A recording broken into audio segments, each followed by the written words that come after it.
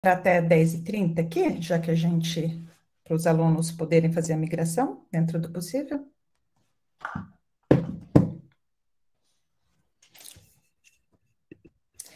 Então, bom dia a todos. É uma honra receber vocês aqui no nosso 9º Simpósio Internacional de Educação em Ciências da Saúde do Centro Universitário FMABC, cujo tema é o Sistema Único de Saúde e os Desafios da Saúde Pública no Brasil. Este evento ocorre anualmente e tem o discente como protagonista.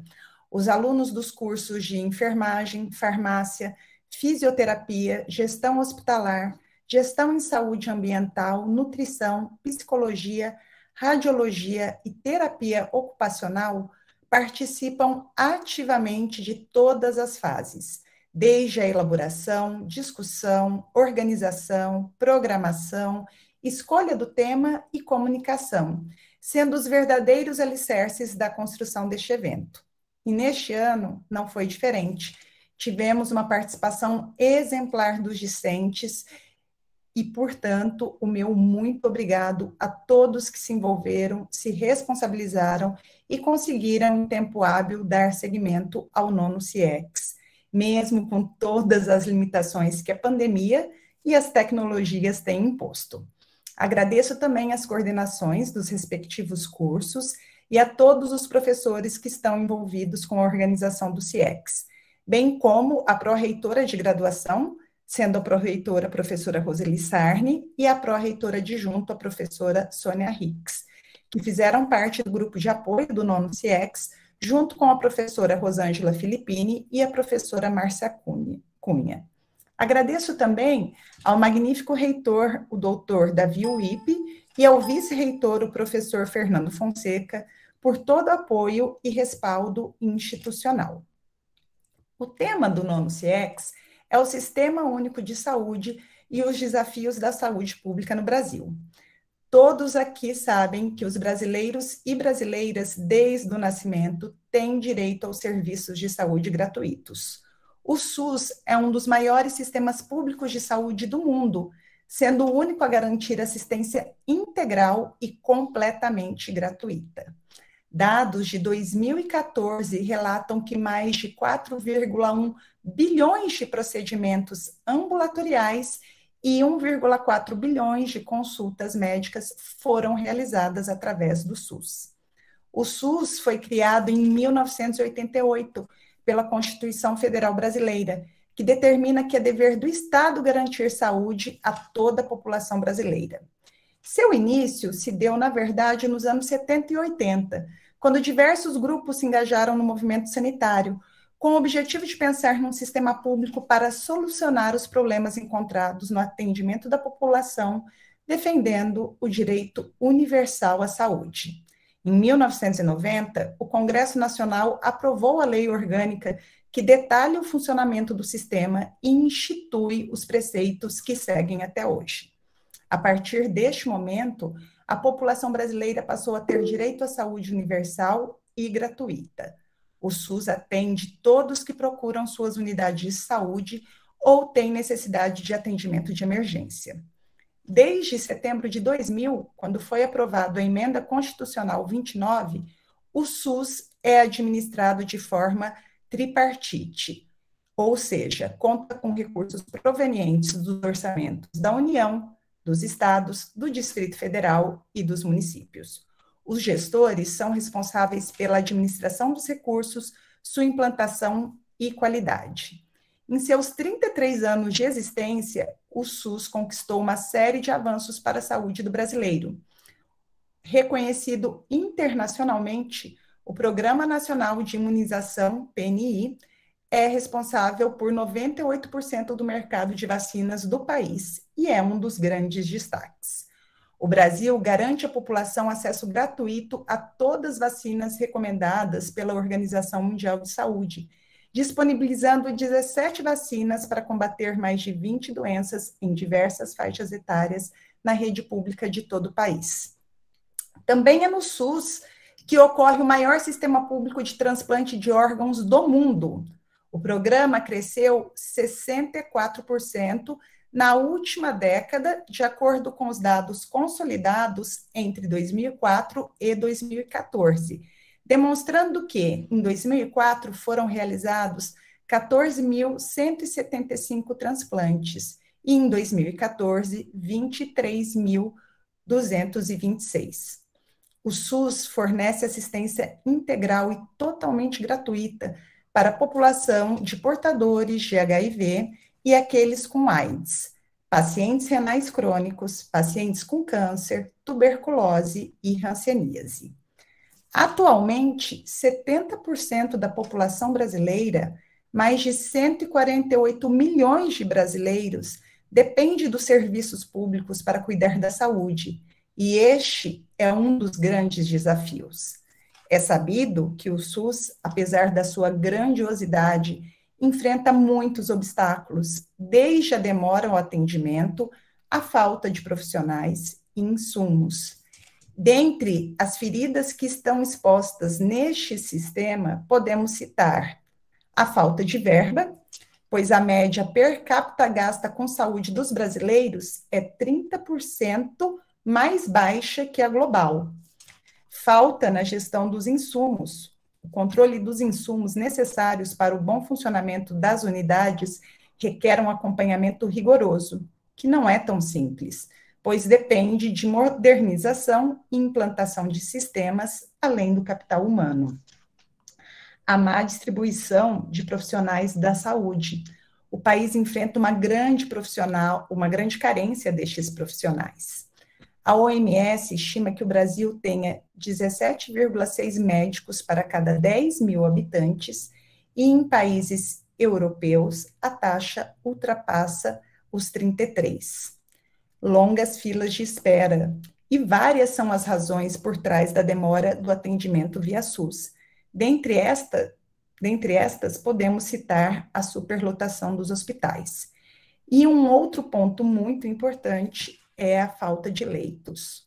Um levantamento divulgado pela Confederação Nacional dos Municípios em 2018 calculou a perda de 40 mil leitos hospitalares nos últimos 10 anos, sendo 23 mil na rede pública. A falta de equipamentos e de profissionais são motivos comuns para fechamento dos leitos necessários para uma estadia digna nos hospitais. Desta forma, discutir o Sistema Único de Saúde e os desafios da saúde pública no Brasil é de suma importância, e o Centro Universitário, através de seus discentes, apoiados por seus professores, trazem o SUS à luz da discussão.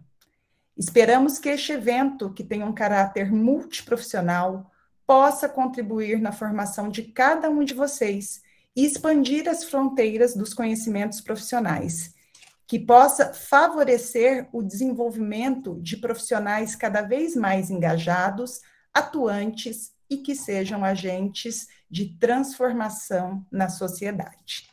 Agradeço mais uma vez a presença de todos vocês que estão aqui.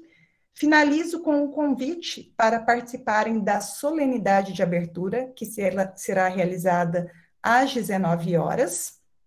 E agora eu passo a palavra para o professor José Armando Júnior, que será o moderador da nossa primeira mesa redonda, o Sistema Público em Época de Covid-19. Pelo grande número de participantes, eu solicito que os microfones permaneçam fechados em respeito e consideração aos participantes da mesa e que as perguntas sejam colocadas no chat. No final, as mesmas serão apresentadas aos palestrantes. Obrigada. Professor José Armando, por favor. Fique à vontade.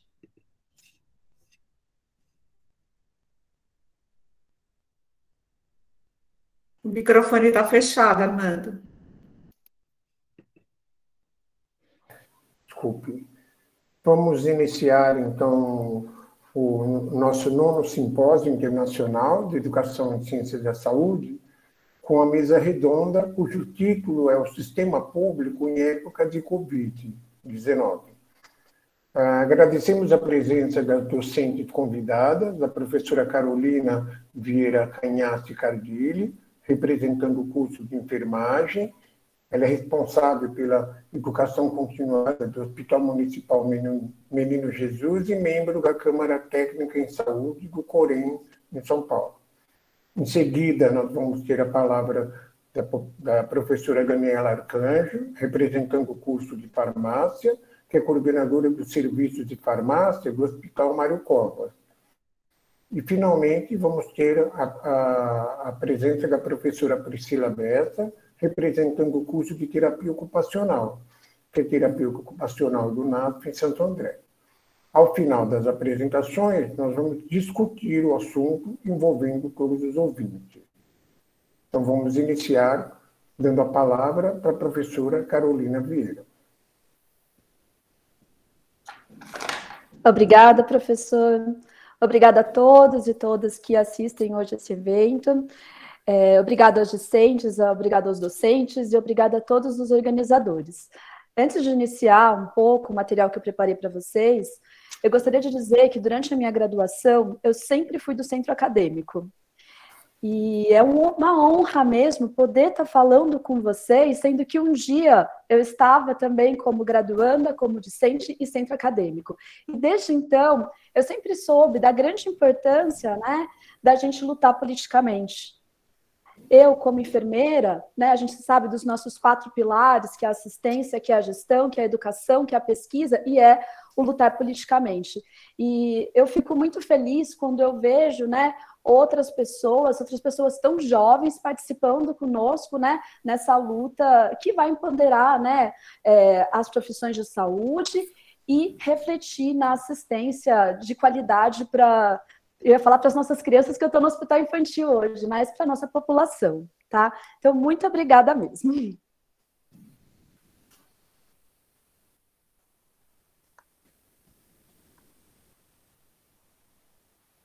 Eu vou iniciar aqui, eu não vejo vocês, aí você só me avisa e me dá um ok se está aparecendo ou não.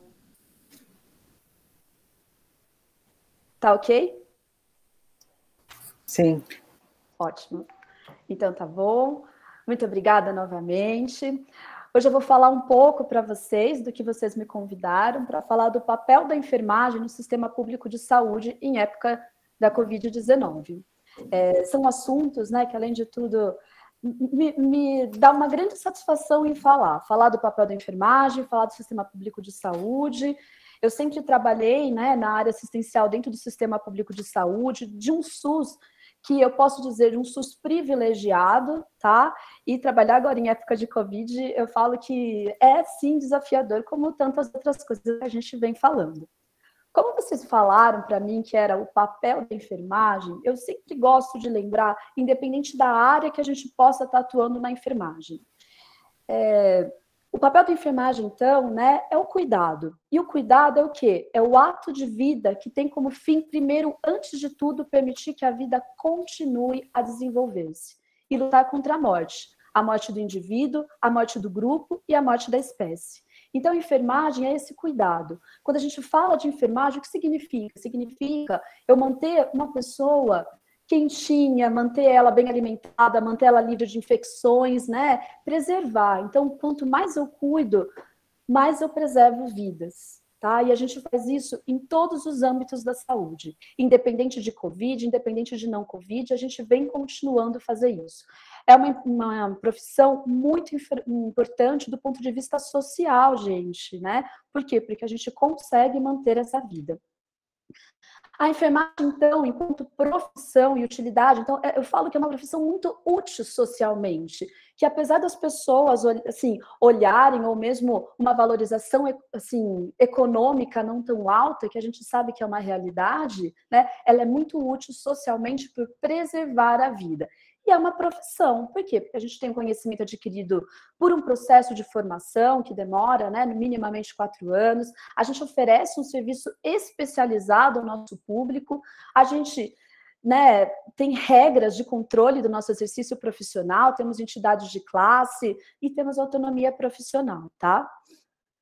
Quando a gente pensa na enfermagem, né, como utilidade social do seu trabalho, aqui eu coloco desde as questões preventivas, e eu acho que essa foto da primeira técnica de enfermagem sendo vacinada pela enfermeira aqui em São Paulo, ela é muito, assim, é icônica, né, gente? É muito representativa, então a gente cuida nessa prevenção, a gente cuida, né, de uma criança, de um recém-nascido, que às vezes nasce prematuro e está numa incubadora, e a gente mantém ele ali, a gente cuida dentro de unidades de terapia intensivas, e isso em todos os âmbitos, tá?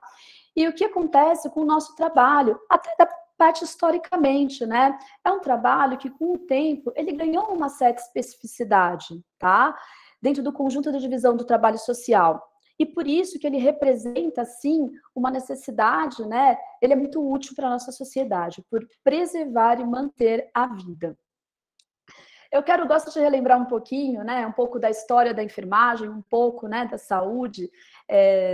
Eu gosto muito de história também, e eu acho que vocês devem conhecer, pelo menos o pessoal que é da enfermagem. Então, a enfermagem foi tão desvalorizada, assim, no passado, né, por não ter esse corpo de especificidade, que esse é um personagem ficcional de Charles Dickens, que é a Miss Sarah Gamp. Tem até uma série na BBC que fala, né, que essa Miss Sarah Gamp é tipo uma enfermeira, uma parteira que é feliz em curar todo mundo por qualquer preço, né? Ou pela troca de um gin. Então, essa foi uma época em que a enfermagem ela viveu uma decadência, tá? E, iconicamente, a gente tem hoje como nossa representante, por que eu estou fazendo esse viés histórico, né? Porque, sim, a gente tem uma grande mudança de enfermagem quando a gente passa grande parte dos cuidados da saúde para as instituições hospitalares, aonde o hospital deixa de ser um morredouro e passa a ser o quê? Aquele que acaba curando, tá? Então, não tem como, eu sei que existem outras pessoas também icônicas, enfim. Então, a gente tinha essa questão do papel da enfermagem, daquele papel que era sempre um papel menor, infelizmente, né? Por conta da falta de formação, por conta de várias coisas. Aqui é um ícone também da Miss Sarah Gamp, que envolvia-se, né, a troca de tudo. Eu sei que tem toda uma questão social muito importante também quando a gente fala de enfermagem. Então, não é que ela gostasse de ser assim, mas ela tomava gin porque fazia frio, enfim. Então, várias dessas questões ela não tinha estudado, né? E o cuidado que se prestava antigamente não tinha essa especificidade que a gente tem hoje. Hoje a pandemia ela traz muito isso, né? O quanto a gente tem que ser específico, pelo menos no serviço terciário, no cuidado às pessoas. Eu gosto muito dessa foto aqui que mostra uma enfermeira em 1838, depois com a virada, né, de um hospital curativo, 50 anos depois. Então, uma enfermeira que tinha um gin, um guarda-chuva, né, sei lá, para bater nas pessoas, enfim, que ela não se vestia assim, daquele jeito, e 50 anos depois, essa profissionalização dentro dos hospitais. Então, muita coisa mudou. E não tem como, né, lembrar da nossa precursora da enfermagem moderna, que é a Florence Nightingale, né, que ela foi reconhecida como atributos do campo da atividade. A gente teve toda uma questão de Covid agora, de pandemia, né? E 2020 a gente veio antes da pandemia com todo um sinal de reconhecimento da enfermagem, e a gente ainda não teve uma nova Florence, né? Enfim, mas ela colocou atributos de ciência na nossa qualificação. Ela é tão importante, gente, que se vocês forem viajar depois para a Inglaterra, todo mundo conhece as nossas não, deles, as libras esterlinas, né? Então, hoje, além da imagem da Rainha Elizabeth, a gente só tem mais 3 mulheres, né? Na nota das libras esterlinas. Então, a Florence Nightingale, enfermeira, figura o hall de Churchill, de Darwin, né? E junto a Elizabeth Fry, que era uma lutadora por direitos humanos, e a querida Jane Austen, gente, que eu adoro, são as mulheres que figuram o hall da fama dessas libras. Então, realmente, olha o quanto é importante socialmente, né, a nossa profissão. Sem dúvida alguma, é muito importante. E aí, quando a gente pensa em Brasil, né, e de profissionalização da enfermagem no Brasil, que tem a ver com isso, essa é uma imagem muito icônica, né, da revolta da vacina, 1904, no Rio de Janeiro, e a gente pensa Oswaldo Cruz sentado numa seringa, tentando vacinar à força a população, né? Às vezes a gente gostaria, né? Tem pessoas que não gostam tanto das vacinas, enfim, gente. Mas veio todo de um projeto, né? Em que, quando não se tinham enfermeiras formadas no Brasil nessa época, e se começou, né? Vamos profissionalizar, como que é a formação, e se percebeu do quão ruim era a formação no Brasil, porque dentro das questões de enfermagem. E hoje, se for pensar, quando a gente está dentro da estratégia de saúde da família, mesmo na unidade básica de saúde, quando a gente tem que ir na casa de alguém, como é mais fácil, às vezes, colocar uma mulher, né, e eu coloco a figura, nada contra os homens, mas a figura feminina para entrar numa casa, pedir licença, vacinar sua criança, né, a gente sabe que ainda assim existe isso. A professora passou um pouco sobre o histórico de saúde, né, do SUS, eu falei um pouco da questão de enfermagem. Eu recomendo depois, né, que todo mundo, independente de trabalhar no serviço público ou privado, leia esse artigo, é um artigo, uma série da The Lancet, que fala do Brasil, os avanços e desafios, tá? Da PAIM, Bahia, tá, de 2011, eu sei que está um pouquinho, ele fala sobre todo o contexto, não vou me ater a isso, porque vocês acabaram já falando, né, como que se passou no Brasil, dentro da República Velha, né, dos desafios das doenças infecciosas, das doenças em massa, de tuberculose, sífilis, coisas que a gente vive ainda hoje, né, do sistema de saúde, como ele era, das questões de enfermagem, se a gente pensa na primeira escola mesmo de enfermagem, no modelo nightingaliano no Brasil, ela vem só em 1923, que é a escola Ana Nery, né, existiam outras escolas, mas nesse modelo só então, né, não vou me ater muito, né, mas a gente chega, né, com a criação do Ministério da Saúde em 1953, com verbas divididas, no contexto político de políticas liberais e populistas, depois com institutos unificados, né, da Previdência, INPS, privatizações, né, os desafios da saúde, com doenças crônicas não transmissíveis, mais endemias rurais, né, e a saúde se fortalecendo aos poucos. A gente vivia uma época de ditadura em 1964, golpe militar, movimentos sociais, a criação da Associação Brasileira de Saúde Coletiva em 1979, né? Até a criação do SUS, né, na transição demográfica e todos os avanços que a gente tem dentro dessa área, né? Então, que SUS que a gente está falando, né? Hoje, quando a gente pensa em sistema de saúde, qual o papel da enfermagem dentro dessas questões? Dentro desse sistema único de saúde, quando a gente pensa, né, em avanços e desafios, com certeza hoje, aonde se investe, né, desde a atenção terciária, grande parte dos nossos recursos do Sistema Único de Saúde hoje eles estão na atenção terciária, tanto que quando a pandemia eclodiu, né, aqui no Brasil, só se via falar, pelo menos, da assistência de saúde na atenção terciária. Começou a se falar da atenção primária com a vacinação, porque a gente caminhava concomitantemente com o quê? Com a produção, com a aceleração da produção das vacinas, tá? E ninguém ainda pensava assim, como que vai ser cuidar dessas pessoas, né? Porque eu não gosto muito daquele negócio assim, curou de Covid. Gente, não curou de Covid, a Covid deixa várias sequelas. E dentro do Sistema Único de Saúde, essas sequelas vão estar dentro da atenção, não vou falar atenção primária, mas vai ser atendido pela estratégia de saúde da família. Vai ser dentro daqueles mapas, né, que a gente vê na atenção básica, vai ser aquele pontinho, olha, tem essa sequela da Covid, vai ter isso. E o que a gente vive hoje no Brasil, né? Mais de 20 milhões de casos confirmados e mais de 565 mil mortes. É muita gente, tá? É muita gente mesmo. Quando a gente entra no Ministério da Saúde, eu não gosto desse termo recuperados, eu nem grifei ele, mas desses casos registrados, né?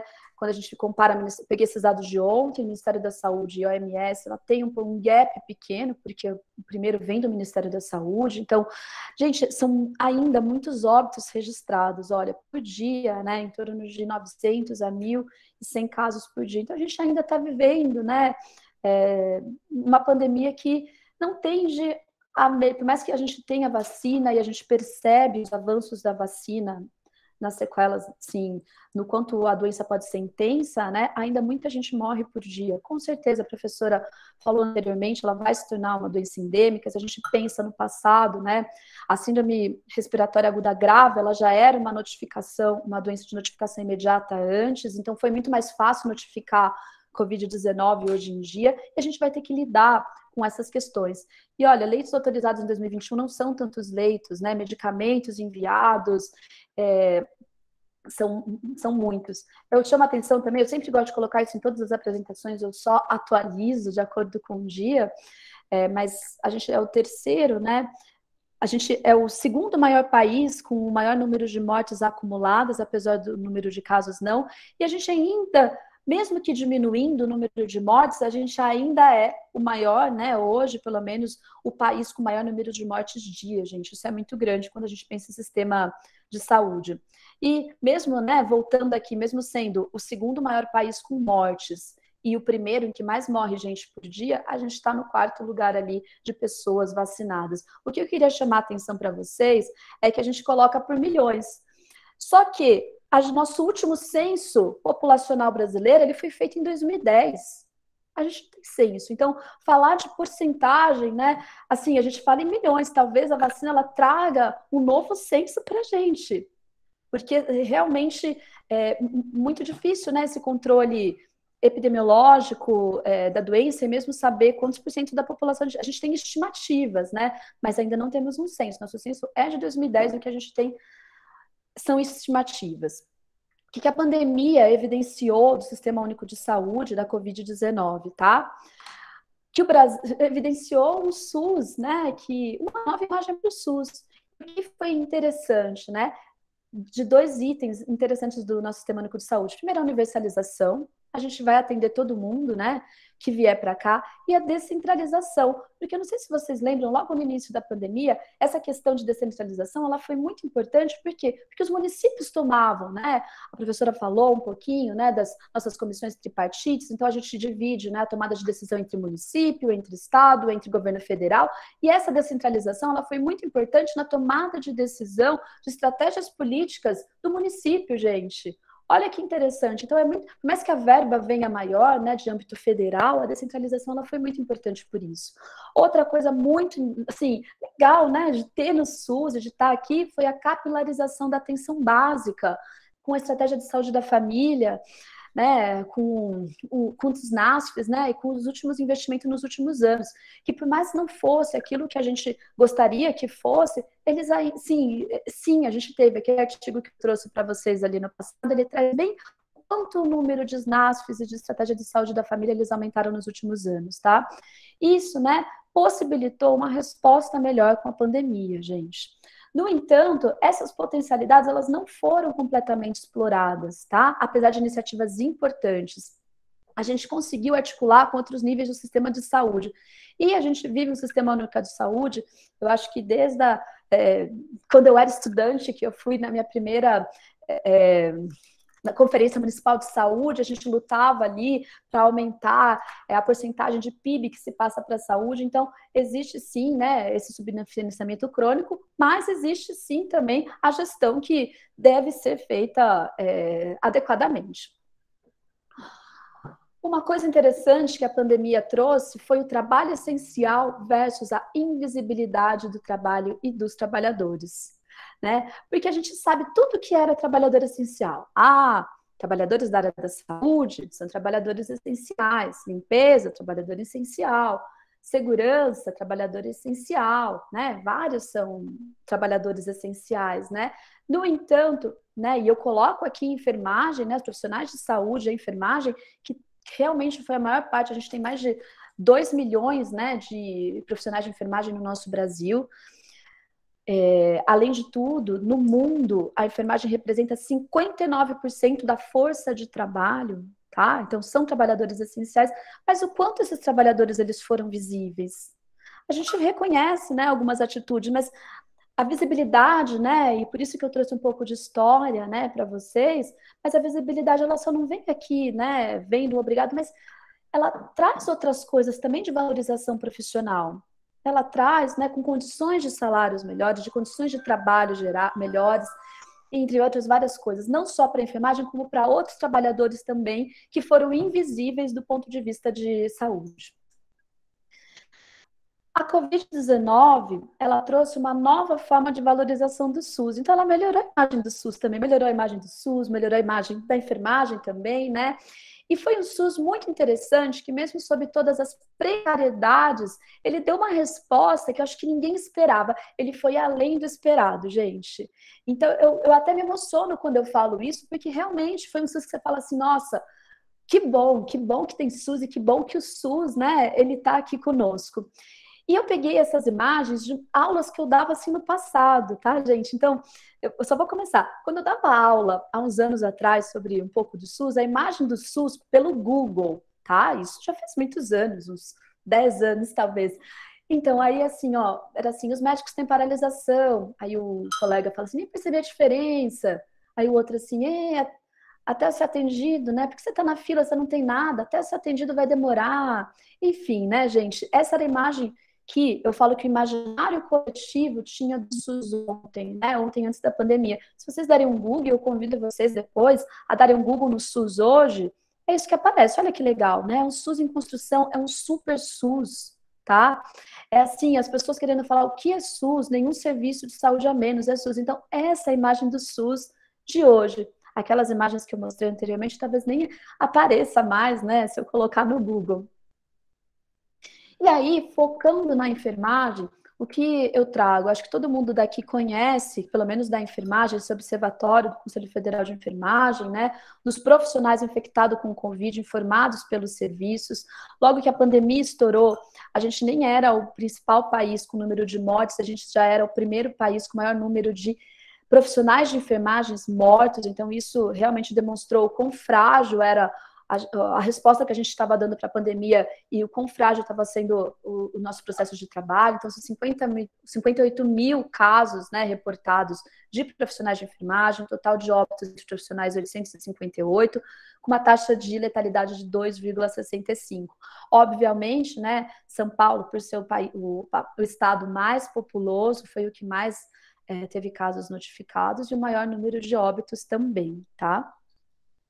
O que eu quero mostrar para vocês também, quando a gente pega a média móvel de casos de profissionais de enfermagem, né?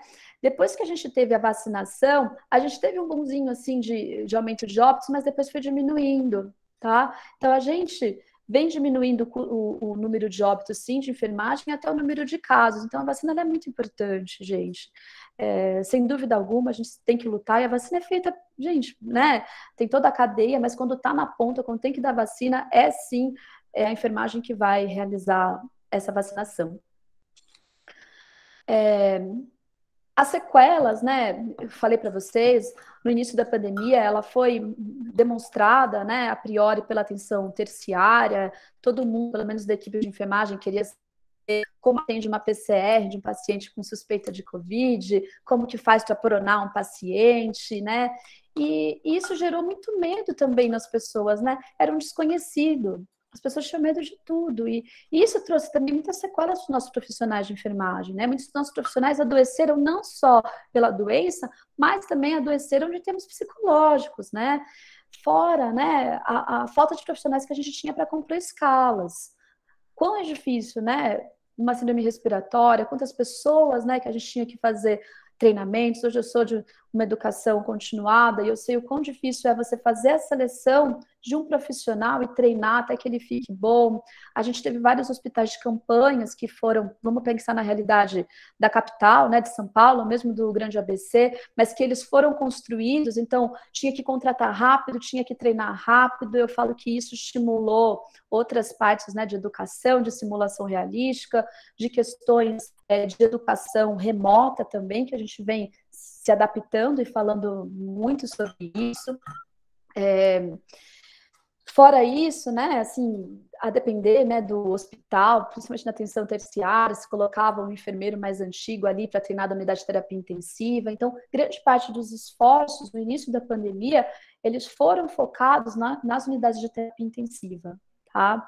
E todo mundo que já lidou com um paciente, já cuidou de um paciente grave, sabe quão difícil é mudar um decúbito, né? Quanto mais sequelado o paciente estiver, maior esforço que a gente da equipe de enfermagem a gente tem.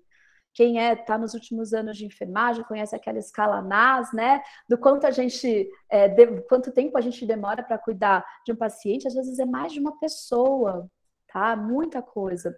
Bom,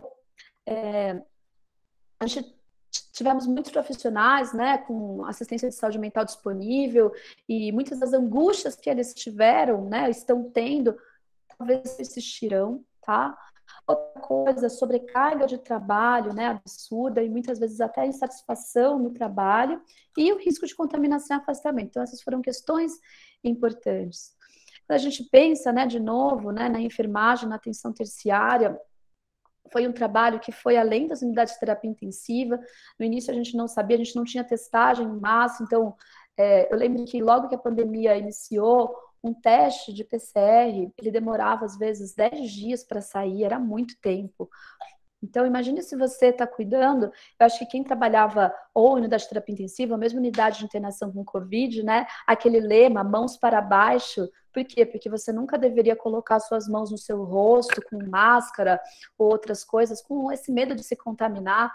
No início da pandemia, eu tinha muito medo até de usar dentro dos hospitais, porque eu continuei, né, dava estágio, ia para outros hospitais, mas eu tinha medo de usar um toalete, eu ficava até aquela pessoa antissocial que não queria dividir com ninguém, bem individualizada, a gente se tornou um pouquinho mais restrito, né? E a gente teve um papel, né, fundamental na atenção terciária, que era aquele que eu já falei no começo da aula.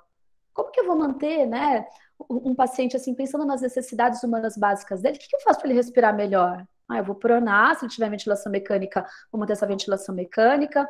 Como que eu faço para evitar a infecção? Né? Eu falo higiene das mãos sempre, e com o início da pandemia a gente fez um boom assim, né, de auditoria. Quando a gente pensa em higiene das mãos, todo mundo assim higienizou super as mãos, depois no decorrer abaixou. A gente percebeu que quem lidava diretamente com Covid, nas áreas específicas de Covid, muitas vezes se prevenia melhor, né, e sabia se paramentar até de forma mais eficiente do que aqueles que não lidavam diretamente com a doença, tá? E a pandemia, né, além de evidenciar todo esse cuidado terciário, que é muito caro, gente. É muito caro. É muito caro, não é porque eu estou dentro do Sistema Único de Saúde que eu não tenho que ter noção do quanto custa um leito de UTI, né? Quanto custa a assistência prestada? Quanto custa uma medicação? Quanto custa um kit sedativo, né? Para que você possa fazer com que o paciente entre numa ventilação mecânica. Custa caro, sem dúvida alguma. É aquele negócio, a saúde teve que ser muito investida e outras áreas acabaram não sendo tão investidas assim. E foi visto o número de trabalhadores que foram contratados nessa época. E a pandemia lá fora evidenciou o quê? Evidenciou grande desigualdade social e vulnerabilidade em diversos grupos populacional, que sempre existiu, mas o que aconteceu? A pandemia se intensificou. Se intensificou, porque, não sei se vocês lembram, no início da pandemia, quem tinha condições de pagar um convênio, eu tô tranquila. Não, gente, assim, tem hora que não ia ter leito de UTI para ninguém, no público, no privado, e aí, né? E quem já era vulnerável ficou mais vulnerável ainda. Um exemplo simples, né? Escolas para criança. A professora falou que a irmã dela, que é diretora numa escola de ensino infantil, quem esteve dentro do ensino privado conseguiu até enviar criança que tinha computador em casa, quem estava no ensino público, a depender, não conseguia, gente. Então, a gente vai ter uma defasagem geracional em aspectos educacionais, né? Em aspectos educacionais, em aspectos de saúde, sem dúvida alguma, né? Porque é todo um atraso de fala numa criança, é todo um atraso de socialização. Quem tem crianças até 2 anos e que talvez essas crianças tenham visto pouco pessoas sem máscara, sabe que isso acaba gerando. E aí, quando eu penso, eu falei da atenção terciária, né? E com essa vulnerabilidade, isso acaba sendo muito mais evidenciado quando eu estou dentro da atenção primária à saúde. E o que é interessante? Quando eu penso em atenção primária à saúde, quando ela vem muito bem equipada, em situações de normalidades, ela tem uma resolução de 85% dos problemas de saúde da população. Isso quem fala, né, é a icônica Bárbara Starfield. Então eu falo também, né, um outro livro, ela já é falecida, mas enfim, que todo mundo deve, um dia, quem gosta dessa parte, é ler um pouco sobre ela.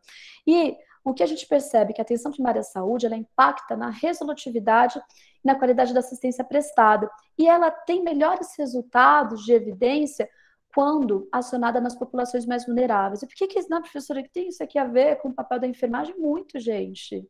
A gente sabe que dentro das populações vulneráveis, quando entra ou na atenção primária à saúde ou mesmo num hospital, né, é aquela população que eu sei, será que ela tende, né, a morrer mais? Sim, é verdade. A Covid, assim como qualquer outra doença, né, ela acaba o quê? Matando quem é mais vulnerável, tá? Só que com tudo isso, eu acho que as sequelas, elas são piores.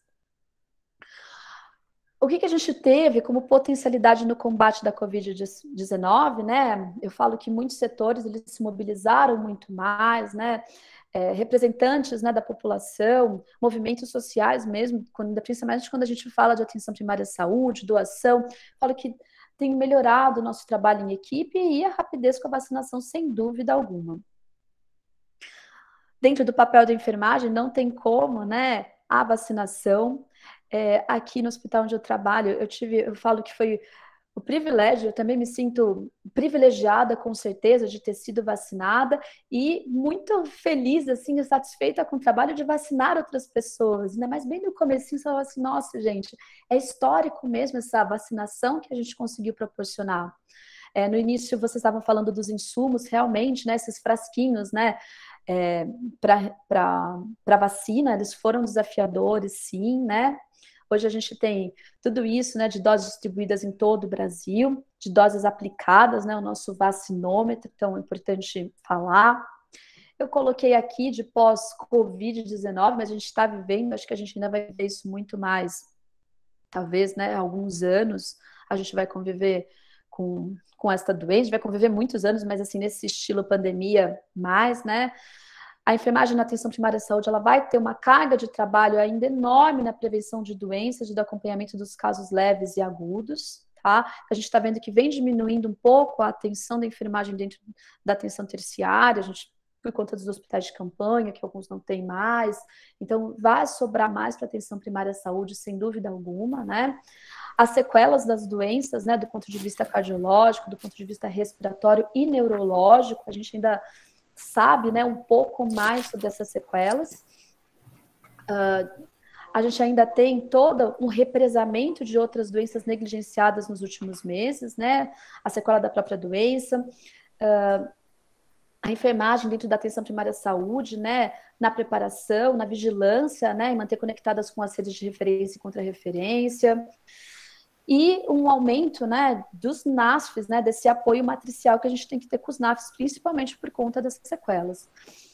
A gente teve que ter, né... Professora, só, desculpe interromper, mas nós estamos com um probleminha de prazo.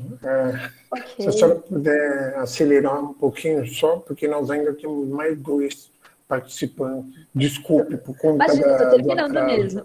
Desculpa.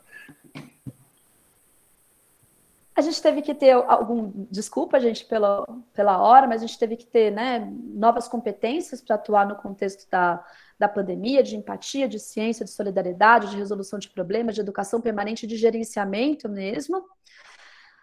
Aqui vou falar dos recursos, depois eu passo isso, e eu deixo esse artigo, que é bem interessante para vocês, quando a gente pensa em enfermagem, na enfermagem brasileira de pandemia de Covid, né? Foi um artigo que ele foi ver a atuação da enfermagem dentro do Brasil via notícias, então trouxe todo, né, 17,7% trouxe toda uma questão do protagonismo político da enfermagem.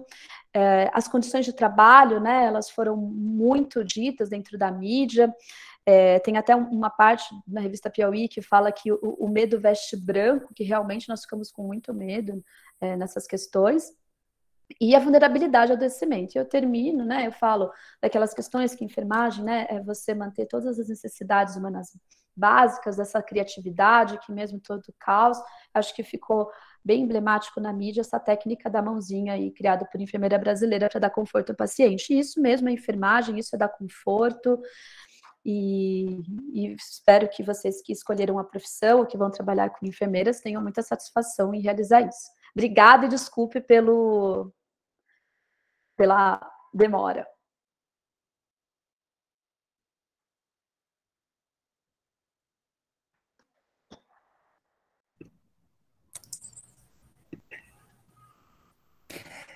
Professor José Armando. Agradecemos a sua presença e vamos dar continuidade, então, né, ao evento. E agora nós vamos chamar a professora Daniela Arcanjo. A professora Daniela Arcanjo, como eu já disse, ela representa o curso de farmácia e é coordenadora do serviço de farmácia do Hospital Mário Covas. E ela vai fazer essa relação, né, do sistema público em época de Covid, Covid-19, né, e o SUS. Então, por favor, eu passo agora a palavra para a professora Daniela Arcanjo. Obrigada, bom dia a todos, agradeço o convite.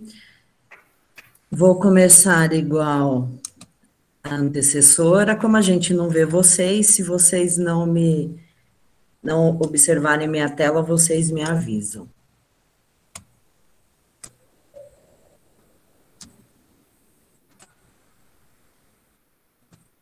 É a velha pergunta que eu escutei o ano inteiro. Vocês estão vendo minha tela? Sim. Sim. Obrigada. Vamos lá. Deixa eu só tirar isso daqui que fica melhor. Vamos lá. Sou Daniela Arcanjo, sou farmacêutica de formação. Nos últimos anos, à frente da coordenação, né, dos serviços de farmácia. Para a gente poder resumir os serviços de farmácia do Hospital Estadual Mário Covas, eu tenho 22 farmacêuticos, 9 farmácias, incluindo uma farmácia de alto custo, 204 colaboradores e a gente tem uma média de dispensação mensal de mais de 300 mil itens de prescrição. Temos um número grande de atendimento de pacientes internados, mas também temos a farmácia que atende os pacientes ambulatoriais. Então, disso tudo, entende-se a complexidade, porque eu estou no hospital terciário, na região do Grande ABC, e o que nós sabemos que o hospital terciário, teoricamente, ele é um hospital que ele deve assumir, através de um sistema chamado de CROSS, que é um sistema de regulação de vagas, os pacientes mais críticos, que as outras regiões, dentro do estado de São Paulo, em alguns momentos até de outros estados, nós possamos atender. Então, já é um hospital onde eu tenho uma criticidade elevada. E aí, em janeiro de 2020, a gente, de férias, tomando café, conversamos da seguinte maneira: será que o coronavírus chega no Brasil? E aí começamos a trabalhar planos de contingência junto com a equipe da SEH, a equipe médica, e aí em 18 de março de 2020, tudo aquilo que a gente achava que talvez fosse demorar um pouco mais, estava batendo a nossa porta. Mas antes, vocês devem lembrar que o primeiro caso que nós tivemos foi numa terça-feira de carnaval, dia 26 de fevereiro, que foi diagnosticado o primeiro paciente que trouxe, né, segundo dados, o coronavírus através de uma viagem internacional. Chegou em solo brasileiro, positivou, e aí o mundo estaria conhecendo o que seria o coronavírus no Brasil. E isso foi altamente desafiador. Por quê? O que a gente imaginava era um paciente que apresentasse criticidade, mas nós recebemos um paciente totalmente modificado. Ele começava com um processo como se fosse uma infecção respiratória, e depois ele terminava este quadro, muitas vezes, no final do primeiro dia já, quando um paciente agravado. Então, o que nós observamos que tudo aquilo que a gente imaginava, o que nós estaríamos passando, talvez fosse um pouco pior, estivéssemos pensando. Então, o que a gente via ao longo dele? A gente via um paciente que estava com todos os seus processos normais, tudo alterado. Então, quando nós começamos a receber o primeiro caso, nós, quanto profissionais, a gente tinha aquela ideia. O que nós temos que fazer? Qual é o nosso papel perante este paciente? E aí, uma coisa que eu acho bárbara é, tudo que a gente acreditava que a gente poderia trabalhar sozinho, veio a pandemia e nos ensinou que não, que eu deveria ter a ajuda dos meus colegas. E aí veio a história que a gente fala até hoje, que é o conhecimento das outras áreas. E é onde a gente não consegue, hoje, pensar mais do trabalho sem eles. Então, Antes de mais nada, eu deixo aqui as nossas ideias de grupo. Antes a gente trabalhava com grupo. Hoje nós somos uma grande equipe. E aí começaram a desenvolver. Então nós precisávamos do pessoal da radiologia, nós precisamos do pessoal da área da nutrição, porque esse paciente muitas vezes era um paciente que ele não sentia gosto. Então foi um plano de contingência que nós tivemos que escutar a todos. Depois, em abril, começaram os primeiros óbitos. Isso daí, assim, é uma coisa que não sai da nossa cabeça. Se você conversar com as pessoas que atuaram com a gente neste momento, eles vão poder falar. A gente tinha, em média, um número pequeno de óbitos. Com a chegada dos pacientes crônicos, nós observamos esses números aumentar de uma forma gradual. E aí foi quando as reuniões de plano de contingência ficaram, assim, mais efetivas, ou seja, a pandemia estava instalada de uma forma de transmissão comunitária na nossa sociedade. Quando você reconhece isso, você sente o baque. E aí a correria era, não pensamos, né, porque se você lembrar, nós começamos a usar máscara em maio. E aí o que nós começamos, o que ela falou antes, é uma verdade. A gente tinha uma demanda muito grande de profissionais adoecendo, não os profissionais que estavam diretamente ligados aos pacientes com Covid. Mas tivemos que aprender a usar máscara, a como colocar o avental, a como tirar o avental. Tivemos que priorizar atendimentos à beira-leito nas unidades Covid, porque o paciente estava muito grave, eu tinha que ter todo um paramento, mas se eu usasse para todo mundo, no final do dia, eu poderia ter um acréscimo de 30%. Isso duraria? Então, eu teria como fazer essa gestão de suprimentos durante toda a pandemia? Não. Então, quem pensou nisso antes, priorizou esse atendimento. Então, só entraria profissionais que naquele momento seriam essenciais. Então, o farmacêutico daquela visita diária, passou a fazer uma visita de uma forma mais escalonada, no beira-leito, o restante ele fazia pela prescrição. Então, tudo que nós observamos e que nós ganhamos de tempo para se organizar, a coronavírus, a infecção, a infestação veio de uma forma avassaladora, e ninguém sabia como tratar, porque o paciente, ao mesmo tempo que ele tinha um processo de coagulação alterado, ele tinha edema, era um paciente que tinha uma presença de uma imagem de um pulmão altamente comprometido, e aí virou um jargão, não sei, até vocês já devem ter escutado, a gente perguntava, fez raio-x, e aí, tá vidro fosco?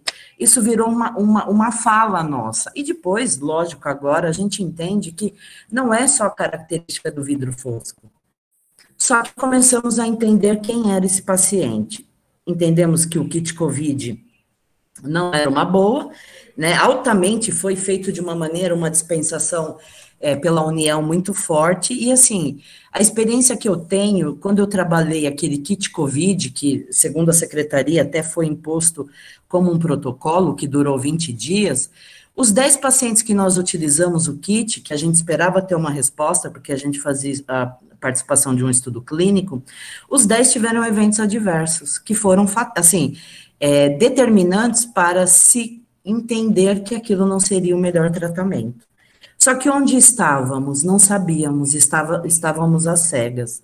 Aqui é uma das UTIs, não aqui, mas o que a gente vê de atendimento, e o que a gente achou que nunca fôssemos passar, chegou o caos ao vivo e a cores. Então, nós tivemos ali maio, a introdução de máscara e distanciamento social. 18 de março, já estava todo mundo dentro de casa, vivemos um pânico até maio para começar a entender quem era e como se comportava esse vírus na nossa sociedade. Aprendemos da pior maneira, porque quando achávamos que tínhamos, como a gente fala, domado o vírus, nós tivemos ali a primeira onda com a falta de EPIs. Vamos trabalhamos, priorizamos atendimentos. Só que o pior ainda estava acontecendo. A gente começou a emplacar 500 mortes. Eu lembro do dia que eu estava na minha casa, no Jornal da Globo, é o Jornal Nacional, que ele falou assim, não lembro que mês, mas foi entre maio e foi maio, que ele, acho que foi maio, que ele notificou que a Itália tinha passado dos 500 mortos. E naquele momento eu falei, nossa, isso aqui vai ser avassalador. E naquilo nos deixou muito angustiado. Hoje a gente passa de 1.000 mortos e eu vejo uma banalização. Isso está aqui com a gente. Então, quando era na Itália, era uma coisa que todo mundo chorava, ó, vamos pedir. No Brasil, a gente vê isso acontecendo a todo momento. Então, isso está acontecendo.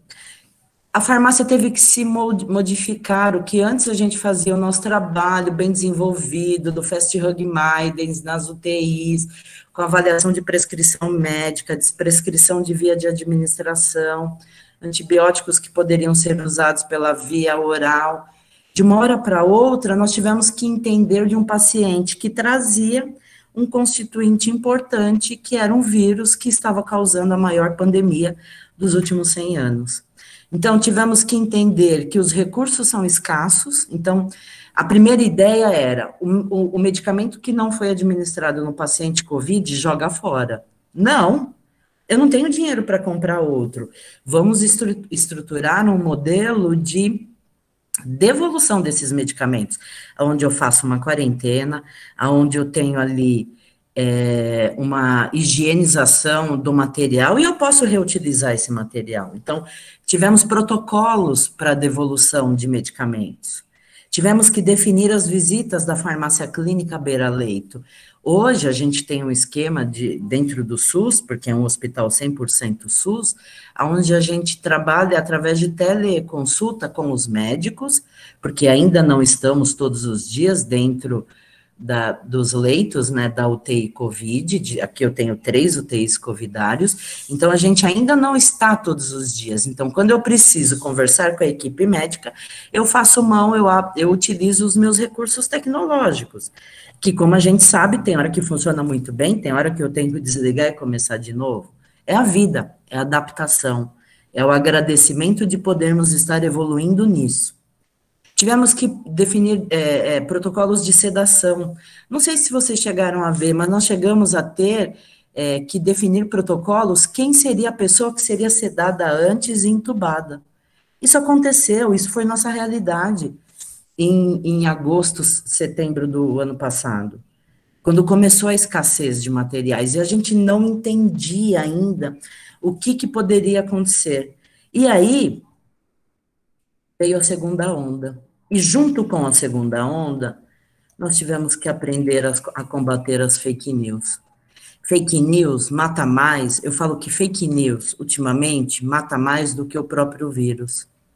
Tem gente que acredita que 2 doses de vacina te dá imunidade 100%.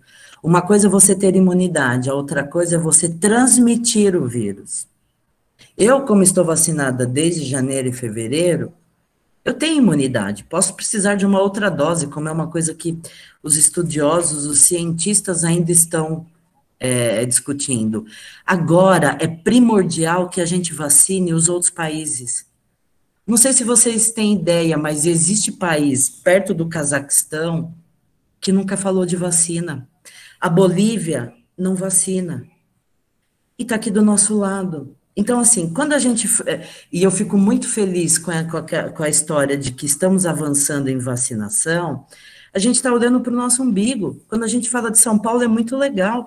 Quando a gente fala do ABC, é melhor ainda. Os governos, né, aqui, os municipais, acabam se conversando. Agora, você imagina se não existisse isso, com essa fronteira muito fácil de ser ultrapassada. Então, precisamos manter ainda alguns cuidados básicos e ajudar a população mais idosa, que não tem tanta habilidade em filtrar a informação, a discutir sobre as fake news. Então, a minha mãe, no começo da pandemia, ela vinculava nos grupos da família umas histórias de alho, e ela é mãe de farmacêutica. Aí, passado um tempo, eu falei, ó, isso aqui que você está falando não pode ser falado, alguém te contou isso, mas é mentira. Antibióticos, olha o que nós estamos passando com resistência microbiana. A azitromicina foi culpada muito por isso. Ela é a grande culpada? Não só. A gente dá um monte de antibiótico para frango, vaca, Ah, eu sou vegana. Gente, eles borrifam antibiótico nos seus legumes. Ah, eu compro orgânico, ele joga na terra. Senão a gente não morreria de alguma coisa. Então, o que a gente precisa é entender, compreender para multiplicar. Então, eu preciso estudar fontes seguras. Então, o antibiótico não é para tratar coronavírus. Ah, ele fez uma infecção purulenta pulmonar. Ok, aí é a hora. A físio, acho que vai falar depois, foi fazer aspiração, viu que tem cor. Aí eu preciso avaliar, preciso pedir qual é a descrição, qual é o patógeno que está sendo investigado aqui. Caso contrário, a gente pode conversar, e não é vergonha para ninguém, deve ter gente aqui que tem 5 comprimidos de azitromicina guardado em casa. No primeiro contato, dá-lhe azitromicina. Então, a gente precisa desmistificar isso, e isso ocorre muitas vezes dentro da casa da gente. Tem gente que fala de calor, o coronavírus ama calor, e ele já adaptou tanto que ele trouxe uma variante que vem do lugar mais quente que eu já fui, que é a Índia. Então, ele adora calor. Entenda, se a gente tem que ter medo de uma coisa, são dos vírus. A bactéria, coitada, ela é aquela namorada que fala que ama, que mostra. O vírus é o escorpiano, é o traiçoeiro, é aquele que dá o bote, silencioso, a gente não vê. E muitas vezes isso é onde a gente vê a propagação dele. Então, precisamos entender que hidroxicloroquina e cloroquina, ivermectina, não serve para nada do ponto de vista do Covid. Repitam comigo, ivermectina, azitromicina e hidroxicloroquina não serve para fazer milagre no coronavírus. Eu gostaria, porque são medicamentos baratos, de fácil acesso, e que a gente não teria esse número que a gente tem, que hoje já deve estar chegando perto dos 570 mil mortes. Então, como combater as fake news? Eu sempre tenho que buscar de informações sérias, isso para mim é a segunda maior onda, a primeira é do coronavírus, a segunda é do fake news, a terceira é o que a gente vê do burnout, e a quarta é uma crise econômica social que a gente vai passar nos próximos anos. Só que aí, falado em janeiro, né, encontro de famílias, viagens, carnaval, explodimos a segunda onda. E aí é uma coisa que o brasileiro precisa entender. Quando a gente tem uma primeira onda, faltaram alguns materiais. Na segunda onda, a brincadeira foi forte. Então, eu tinha falta de bloqueadores neuromusculares, que é aquilo que a gente usa para paralisar o pulmão para o paciente ser entubado. E aí ele vai para uma ventilação mecânica. Então, a gente tinha que ficar fazendo manobras com sedativos e analgésicos opioides para tentar espaçar o uso do pouco que a gente tinha de neurobloqueadores. Então, agradeço a equipe médica, a equipe de enfermagem, prolongamos tempo de diluição, ficamos administrando os volumes em menor quantidade para poder ter um tempo maior de cobertura. O farmacêutico clínico, o farmacêutico hospitalar nunca deram a mão tanto às outras áreas como agora. Só que a gente sofreu falta de recurso humano, falta de empatia, porque quem é da área da saúde, as meninas que vão falar, eu não sei o que vocês acham, mas a gente está aqui o dia inteiro no hospital trabalhando, 8 horas, 9 horas. E às vezes quando a gente sai daqui, a gente faz o juízo de valor. Eu estou andando, estou indo embora, eu vejo uma família andando, 4, 5 pessoas sem máscara. Atravesso a rua, tem um senhor fazendo atividade física com metade da máscara, sabe aquele famoso narizinho? Então, a gente observa que isso é uma falta de empatia. Né? Eu tive colegas enfermeiras que foram agredidas verbalmente logo na primeira onda, porque elas estavam de branco. Tiveram alguns auxiliares de enfermagem de farmácia que foram ironizados em transporte público. Então, precisamos evoluir. Não faltou só o medicamento, faltou um pouco de empatia. E eu não vejo essa reversão de valores. Teve gente que falou assim, na pandemia nós vamos aprender a ser melhores. Eu tenho um legado. No começo eu até acreditava. Mas quem é bom vai continuar sendo bom. Quem não, a gente não pode julgar, mas algumas pessoas não aprenderam nada da pandemia. Faltou leito, faltou vaga, faltou médico. E as variantes ocorrendo. Por quê? Eu dou a primeira dose, o indivíduo acha que pode tirar a máscara, vai num bailão, dança, pega um vírus, metade imunizado, metade não. Opa, vamos deixar ele aqui em latência. Ele pode não ficar doente, mas quando ele espirra, ele pode ter ali a propagação do vírus. Então, precisamos entender e estudar, porque a ciência vem nos mostrando isso. Burnout era uma coisa que a gente escutava falar, né? Nossa, estou estafado. Hoje, quando a gente conversa com os colegas aqui no hospital, não tem um que não chora em algum momento da conversa. E às vezes eles até falam, eu estou chorando, mas eu não sei porque eu estou chorando. É a estafa, é o esgotamento. Nós tivemos aqui uma escassez tão grande de recursos humanos, principalmente de atendimento de Covid, que eu tive alguns amigos médicos que deram plantão de 36 a 48 horas dentro de uma unidade Covid. Daniela, mas não pode? Óbvio que não, mas se ele fosse embora, o paciente não teria atendimento. O que você faz? Nós não arredamos o pé do hospital. E aí, acho que foi 17 de janeiro ou 18, vocês me corrijam, foi o Dia da Esperança.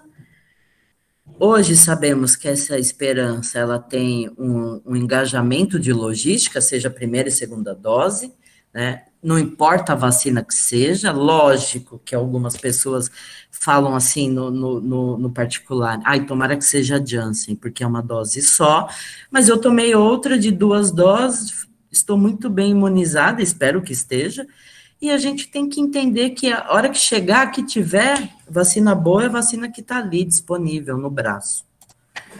A vacina é uma das armas contra os vírus, mas não é uma só. Hoje eu fico muito feliz porque nós temos farmacêuticos participando do desenvolvimento da Butanvac, eu tenho que falar a marca, porque ainda não tem como. Esperamos que os estudos clínicos dela, pelo menos os pré que mostram, são excelentes, com uma resposta até melhor que a própria Coronavac. Então, estamos ansiosos para que isso seja disponibilizado e que a gente também possa até pensar em vender para outros países, para ajudar, para doar. Precisamos movimentar esse cenário. Além da vacina, ainda precisamos ter e manter durante alguns anos, o vírus ele não vai acabar de uma hora para outra. Observem a Nova Zelândia essa madrugada, decretou um novo lockdown, porque eles tiveram um caso de transmissão comunitária. Então, para tudo. E eu fico sonhando o dia que o Jornal da Globo, lá, o Jornal Nacional, fale, estamos há 7 dias sem novos casos. Então, isso é importante. Como estamos hoje, né, pegando a ideia aqui, isso daqui eu tirei de ontem para a gente ter uma ideia, quando a gente observava aqui o cenário, eu, ignorante que sou, falava assim, não vai chegar aqui no Brasil, olha, tem muito tempo. Que bobinha que nós somos. E ainda precisamos continuar acreditando que talvez tenha sido melhor. O que a gente espera do futuro, né? E já finalizando a minha fala. O que a gente tem? Eu separei algumas tendências das principais pessoas que falam, estudam, cientistas que falam disso. Então, vamos lá. Revisão de crenças e valores. Hoje a gente precisa entender o que vale a pena e deixar para trás algumas coisas. Então, a gente espera uma evolução do ser humano, né? Menos mimimi e vamos mais ao desenvolvimento. O menos é mais, então...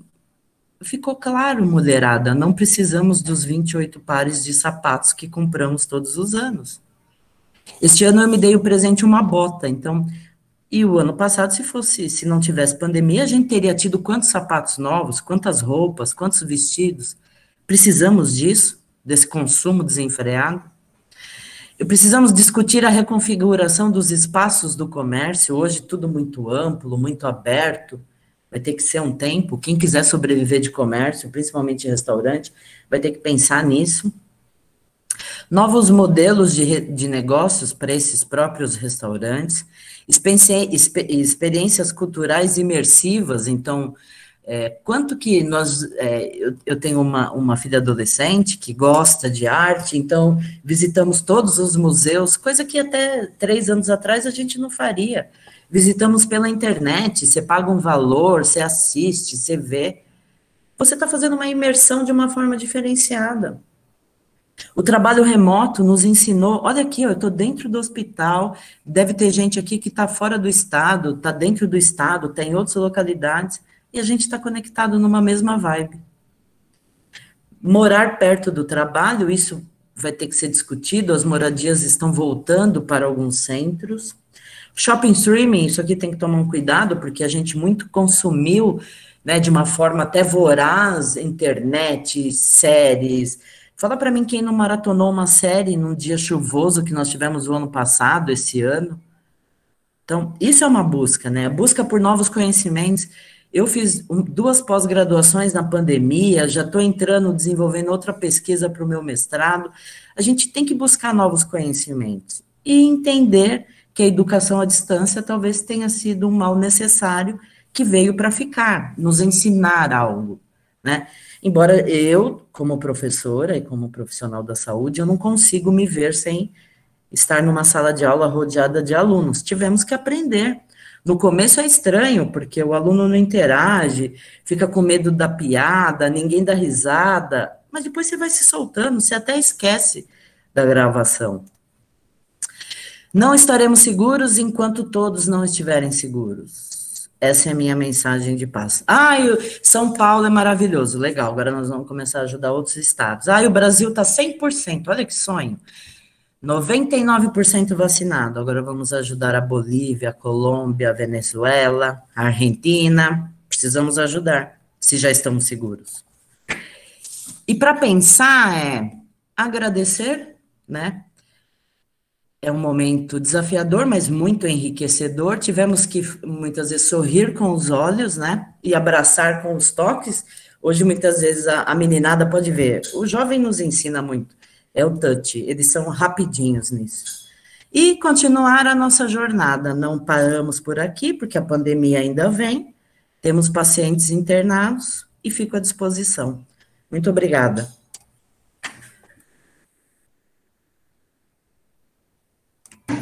Muito obrigado, professora Daniela, pela excelente palestra, da mesma forma que a professora Carolina. E agora nós passamos a palavra para... Tem alguém aberto. Para a professora Priscila Bessa, que vai representar o curso de terapia ocupacional, e ela é terapeuta ocupacional do NASP Santo André. Isso mesmo. Vamos Muito lá. obrigado pela presença e aguardamos, então. Obrigada a vocês pelo convite, né? Gente, eu vou conversar com vocês, não fiz nenhum slide bonitinho aí, a ideia hoje é mais a gente fazer um bate-papo mesmo. Eu pensei em contar um pouco sobre essa experiência do NASF daqui de Santo André, para vocês, como que está sendo a minha atuação como terapeuta ocupacional dentro do NASF, tá?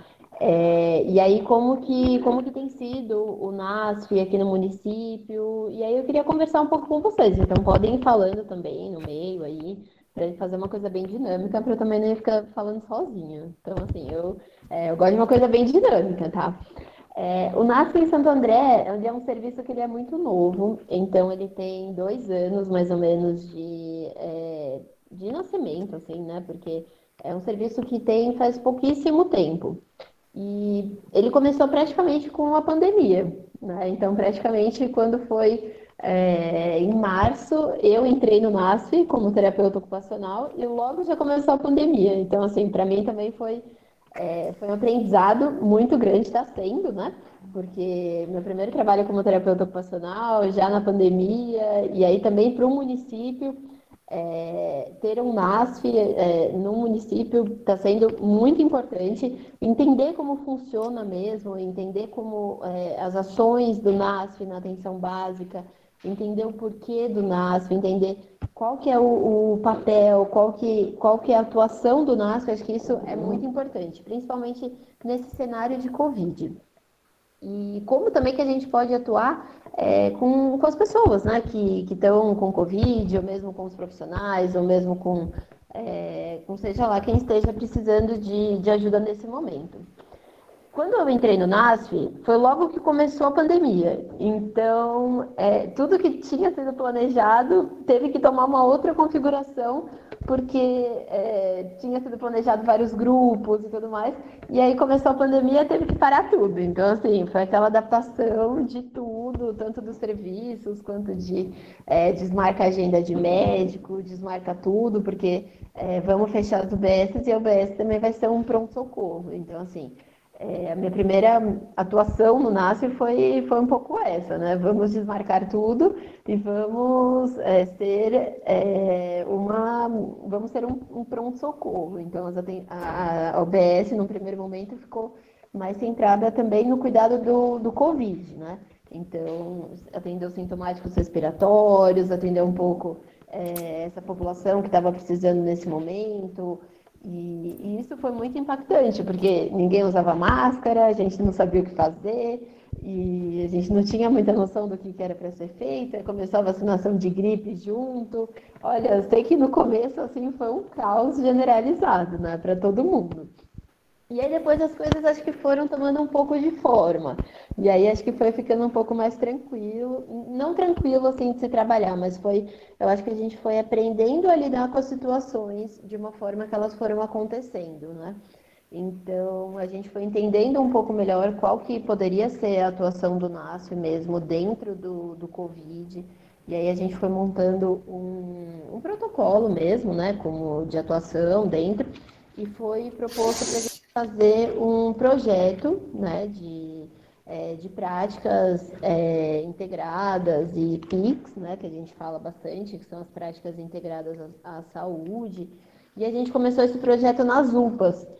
E foi muito legal, porque ao contrário do que o pessoal falou, a gente trabalhava com os profissionais de saúde e com os enfermeiros. Então, a gente não atuava, de fato, com os pacientes, né, que estavam entubados, estavam com Covid. A gente trabalhava na outra frente, que eram com os profissionais de saúde que estavam trabalhando com esses pacientes que estavam, com Covid, que estavam...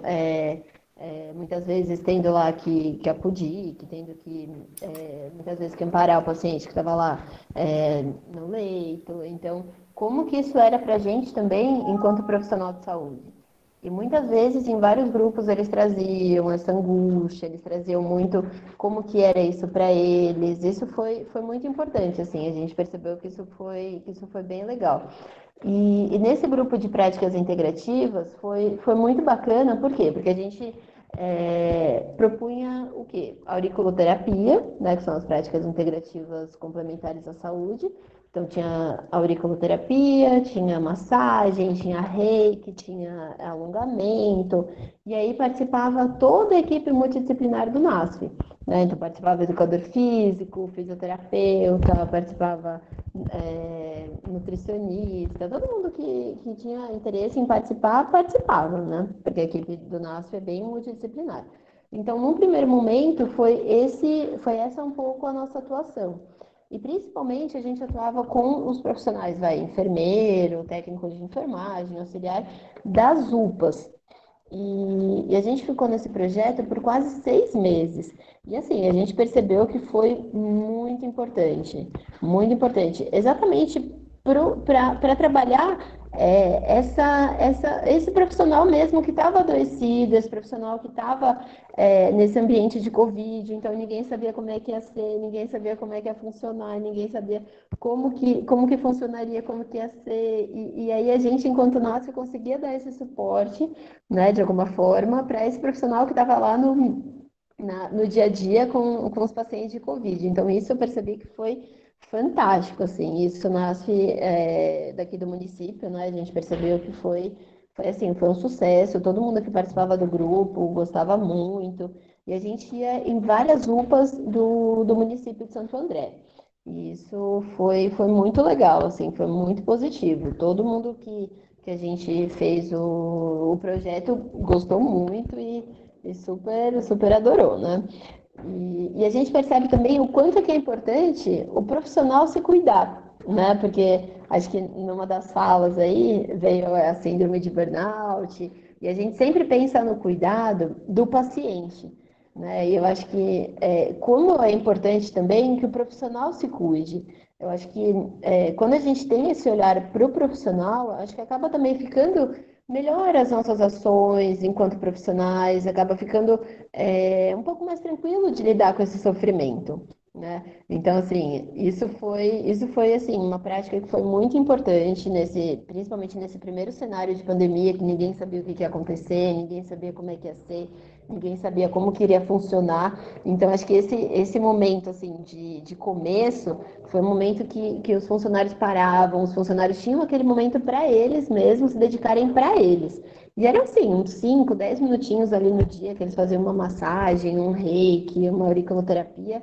E, assim, eles saíam de lá, nossa, super agradecidos, falando assim, olha, tive um tempinho para mim, consegui resgatar aquilo que eu estava precisando, porque às vezes no dia a dia fica muito complicado, né?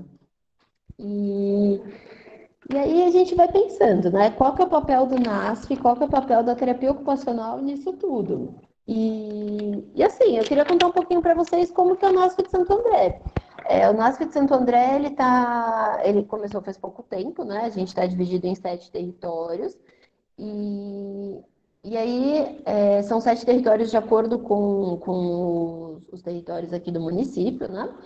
E a gente tem, o NASF tem 5 profissionais, é composto por uma equipe multidisciplinar, e tem nutricionista, educador físico, psicólogo, tem. O que mais que tem? Peraí. Terapeuta ocupacional, assistente social. E assim, é um serviço que a gente percebe que é da atenção básica, então a gente tem que estar sempre em contato com os profissionais da saúde, né, com os profissionais da atenção básica, principalmente das UBSs que são de saúde da família. No município de Santo André, não são todas as UBSs que são de saúde da família. Então, o NASF, mesmo assim, atua em todas as UBSs, né, sendo tradicional ou saúde da família, mas a gente percebe que a cobertura de Santo André não é ainda todas as UBSs que têm a cobertura de saúde da família, mas mesmo assim o NASF está em todas as UBSs, independente de ter saúde da família ou não. E aí a gente percebe que isso é muito importante, que muitas vezes o próprio agente comunitário traz algumas demandas do próprio território para a gente percebe o quanto que o território é importante para o município, quanto que ele vai trazendo, porque o agente comunitário ele está o tempo todo na rua. Né? Ele está o tempo todo circulando, ele está o tempo todo lá em contato com o paciente, o tempo todo em contato com a pessoa, com a população. E principalmente nesse momento de pandemia, ele também não podia fazer visita. Então, ficou muito restrito também o trabalho do agente comunitário. Ficou muito restrito também, por exemplo, as ações de grupo, que o BS, a maioria das coisas que funcionam são grupos. Né? Então, por exemplo, não podia ser feitos grupos, não podiam ser feitas as visitas. Então, assim, como que a OBS vai se organizar para conseguir atender essa população que tem essa demanda, né? Essa população que tem essa necessidade, e o NASF entrando também nesse contexto. Então, assim, a chegada do NASF do município se deu bem nesse momento de pandemia, e eu acho que isso também é muito importante da gente analisar. Né? Como que a gente faz essa chegada nesse momento bem caótico, bem difícil assim para todo mundo, né? E como que a gente vai entrando nos serviços? E eu acho que isso também foi muito legal, né? De alguma forma, porque os serviços também se mostraram super parceiros, super receptivos. Então, muitas vezes os próprios enfermeiros, a própria equipe falava assim, olha, Nácio, eu preciso de ajuda nisso, a gente sempre estava lá para ajudar. Sei lá, o próprio agente comunitário falava, olha, Nácio, eu preciso de ajuda nisso daqui, a gente se colocava à disposição. Então, assim, era sempre uma parceria. A gente sempre fez muitas parcerias, e principalmente nesse momento que a gente está chegando, né? Porque vamos pensar aí que é um serviço que tem só 2 anos, então a gente ainda tá caminhando, né? E eu acho que o legal do NASF também é exatamente esse caminhar, né? Porque diferente de outros serviços que já tem faz tempo no município, é um serviço que é muito novo. Então, assim, para a gente construir um serviço novo é muito difícil. né? A gente sabe as dificuldades do SUS, a gente sabe como que é difícil, a gente sabe que muitas vezes falta insumo, falta isso, falta aquilo. Mas, assim, o que não falta é desejo dos profissionais para fazerem aquilo dar certo, né? O que a gente sempre vê é um desejo muito grande dos profissionais que estão empenhados nesse sistema, né, de fazer dar certo. Então, assim, eu vejo muito meus colegas de equipe super empenhados, então assim, querendo fazer com que esse SUS dê certo, com que o NASF vá para frente, com que a gente consiga fazer isso da melhor forma, né? Então a gente sempre tem várias reuniões, a gente sempre discute, a gente sempre tenta fazer isso da melhor maneira, com a gestão, com coordenação, com todo mundo, para que isso seja de uma forma tranquila e que todo mundo consiga entender o papel de fato do NASF no município, né? Porque ainda tem uma cobertura que a gente entende que são poucos, claro, nesse momento também não são muitos funcionários que tem, né? A gente tem uma equipe, claro, um pouco reduzida, mas é o que tem para hoje, então a gente vai trabalhando com o que a gente tem. Mas assim, o que a gente tem hoje é uma equipe que é muito boa e a gente está muito preparado para o que deve e assim, sabe? E eu acho que isso que é o mais importante, é a gente conseguir acolher essa angústia do território, né? E eu acho que isso que é o legal também. As ações do NASF, elas não se restringem única, exclusivamente a uma unidade. A gente aqui em Santo André, eu sou do território 2, então a gente fica em 5 unidades diferentes. Então, principalmente, cada unidade a gente sabe que tem uma demanda diferente, porque os territórios são muito diferentes. Então, por exemplo, tem algumas unidades que são inteiramente tradicionais, que não tem saúde da família, que não tem agente comunitário. Então, mesmo essas unidades fazem visita, a gente conversa, a gente faz atendimento. Mas, assim, depende muito do local onde ela está, depende muito daquela região, depende muito daquele território. Depende muito como aquela população que está em volta vai se comunicar com a UBS, depende muito de como que é a relação que a UBS tem com os outros, como que a UBS se relaciona com aquela população, como que aquela população se relaciona com aquela UBS. Então, acho que esse processo de construção é muito fantástico, assim, de se ver, sabe? É um processo que é difícil, não é fácil, mas é um processo que quando a gente vai fazendo esse processo, é muito legal mesmo. Então, assim, é um processo que é muito bacana mesmo. E é muito legal, né? Porque a gente está o tempo todo em construção, a gente está o tempo todo pensando em novas práticas, a gente está o tempo todo pensando no que a gente pode fazer para melhorar os serviços, pensando no que a gente pode fazer para as nossas práticas mesmo, para melhorar o serviço enquanto NASF, para articular com os outros serviços, com a rede. Porque o NASF é muito isso, né? Ele vem para auxiliar de alguma forma a atenção básica junto com a especializada. Então, o NASF ele atua principalmente numa articulação, né, entre a atenção básica e a especializada. Eu acho que quando a gente entende isso, fica muito mais fácil o processo, né? E aí a gente consegue atuar muito melhor com as nossas práticas e com as nossas ações no dia a dia, né? E isso vai facilitando todo o processo que vem depois, assim. Eu estou gostando bastante de trabalhar no NASF, estou gostando muito de não fazer o trabalho só em uma unidade, em um território, porque acho que isso é um trabalho que é muito fluido, sabe? Então, assim, do jeito que você vai em uma unidade, na outra unidade é diferente, porque tem pessoas diferentes, então tem um público diferente, tem uma demanda diferente. Isso no começo é um pouco difícil, mas depois você vai pegando o jeito, vai fluindo, sabe? Mas assim, é muito gostoso, é muito legal. E você vê que tudo isso faz parte de um único município, né? E como que o município é amplo, como que o município é legal e é bacana de se trabalhar com essa população diversa mesmo, porque, por exemplo, às vezes tem uma população com baixa renda, em outro lugar tem uma população que tem uma renda um pouco melhor. E eu acho que o NASF vem exatamente para fortalecer essas ações que as UBSs já fazem e fortalecer cada vez mais o SUS e essas práticas, tanto dos hospitais quanto de tudo que é feito, e para alinhar tudo que está sendo feito nas outras instâncias aí, né?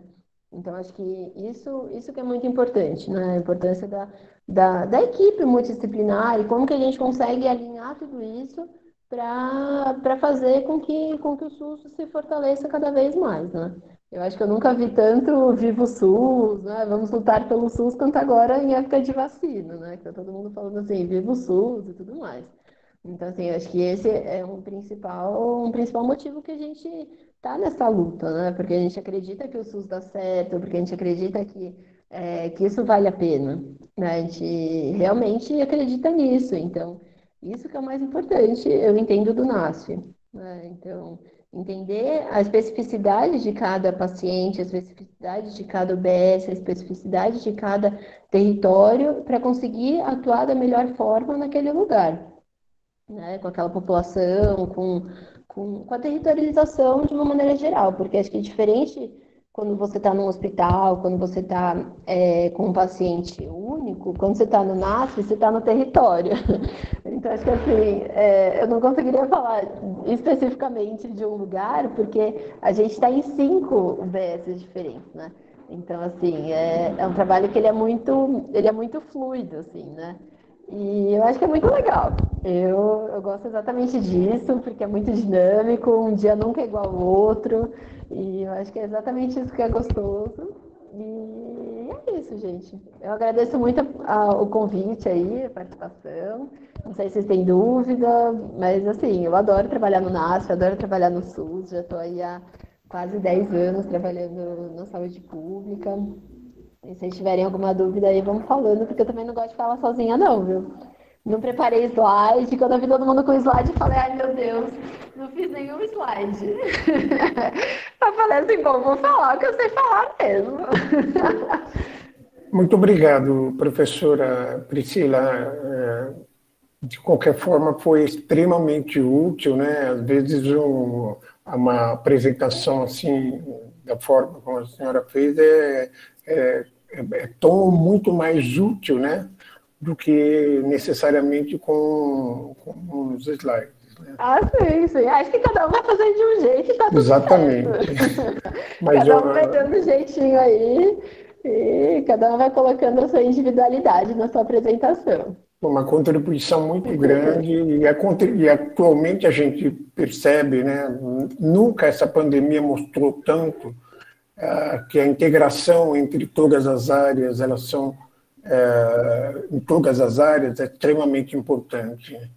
Sim, então, até alguns anos atrás, a gente via cada área bem delimitada. Hoje, todos os profissionais da área da saúde devem trabalhar a integração e, consequentemente, a gente vem obtendo esses resultados, né, que são muito satisfatórios. Né? Com certeza. Bom, devido ao horário, né, a gente gostaria de abrir com perguntas, né, para todos os participantes, mas eu acho que os participantes poderiam deixar os seus e-mails e então os nossos alunos e aqueles que queiram fazer perguntas enviassem a mensagem tanto para a professora Priscila, para a professora Daniela e para a professora Carolina. E em nome do curso do Centro Universitário FMABC, nós agradecemos a participação na primeira mesa redonda. Muito obrigado pela presença. Engrandeceu muito o nosso evento. Eu passo agora a palavra, né, para a coordenadora do curso, para ela finalizar, fazer as considerações que ela achar necessário. A professora André queria falar, eu acho que a gente devia abrir o microfone. Não, André, não vai falar mais? Não, pode deixar, eu só queria mesmo elogiar a Priscila por mostrar esse lado, né, do NASF, da atenção básica, que foi um segmento que ficou muito prejudicado no início da pandemia, porque todos os usuários que iam nas UBSs estavam morrendo de medo e foram orientados a ficar em casa, né? Não sai, não vai para lá, não se move. É isso mesmo. E o NASF é muito importante nessa parte de informação com ACS, né, os agentes comunitários da saúde, e com a própria população que frequenta ali, né? Então, assim, o que a Dani falou das fake news, tal, o NASP pode fazer um trabalho muito importante orientando a população sobre a melhor conduta naquela situação. Só queria parabenizar, e não é um assunto que algumas vezes os alunos dos primeiros anos entendam essas siglas todas, né, NASP, UPAs e UBS, mas é importante eles ouvirem uma pessoa que trabalha nessa linha, falar e mostrar a importância e das práticas integrativas. Parabéns. Claro. Obrigada, obrigadão.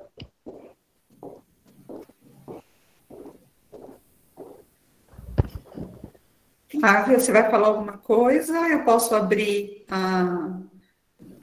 o certificado? Pode abrir. Só parabenizá-las pela excelente aí participação e trazer realmente essas informações mais para perto dos nossos alunos e até mesmo para a gente que nem sempre tem contato com essas áreas e nesse momento aí é de suma importância. Então, obrigada aí a todas as participantes. Muito obrigada, também queria agradecer aí as palestras, né, acho que foram todas excelentes, muito ricas, e parabenizar a organização também, né, professora Flávia e professores, alunos envolvidos, que não é fácil organizar um evento desse. Pessoal, o link está no fórum, vocês estão vendo a apresentação? O QR Code?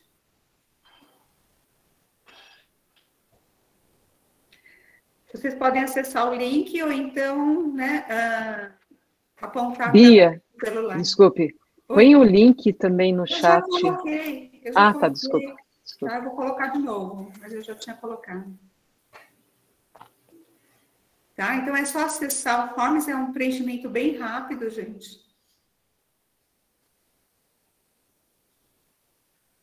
Posso parar a gravação? Acho que sim, né? Sim.